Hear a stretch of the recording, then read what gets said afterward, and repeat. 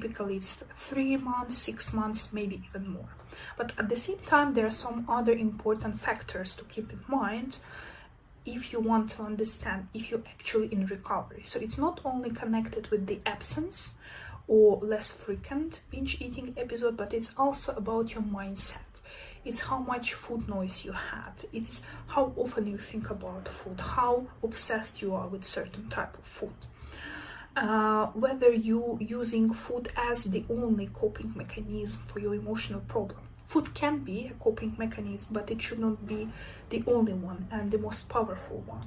And if we talk about recovery, typically it takes kind of 3 sides to the story. The first one, it's kind of physical recovery, when you're actually having less urges, maybe 0 urges, or you may still have binge eating episodes, but they are again not so intensive, they are less frequent, and you can recover faster. So for example, even if you had a binge eating episode, you do not continue the next day, you can stop yourself. And also it's important the way you talk to yourself after that.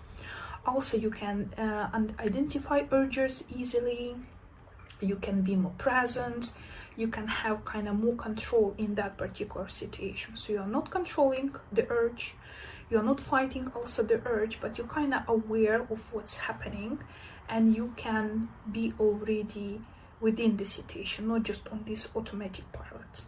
Another aspect of recovery is emotional aspect, and again, the idea here that you are aware of your emotions, and again, you may use food to assist yourself, and it's totally okay, but again, food should not be the only coping mechanism. Once you have any kind of emotion, when you're bored, when you're sad, you are facing your emotions, you are trying to find another way to deal with them.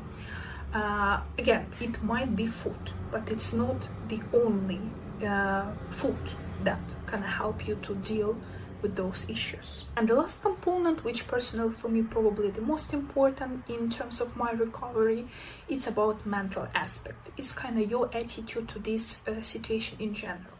It's how much obsessed about food you are, it's how much you think about your body, your body image, your weight, how you think you look, how you evaluate yourself. So in case you eat something healthy, you're a good person. In case you ate something kind of forbidden, some kind of bad food, you're a bad person. And the less like these episodes you have, and the more self-compassion, self-love instead of self-blaming and self-criticism you have, the better the recovery is.